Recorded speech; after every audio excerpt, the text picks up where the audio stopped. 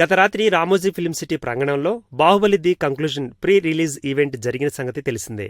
ఈ సందర్భంగా మొత్తం ఈవెంట్ పూర్తయ్యాక స్టేజిపై అందరూ ఒక సెల్ఫీ దిగుదాం అని దర్శకుడు రాజమౌళి సూచించాడు.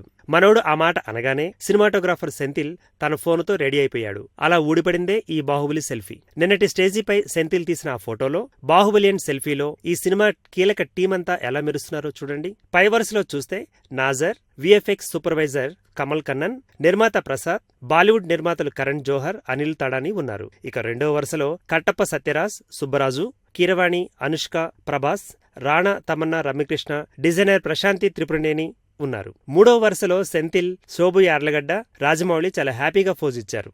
ఏప్రిల్ 28న విడుదలవుతున్న బాహుబలి 2 రిజల్ట్ పై వీరు ఏ రేంజ్ లో కాన్ఫిడెన్స్ తో కనిపిస్తున్నారో ఈ సెల్ఫీ చెప్పకనే చెబుతుంది.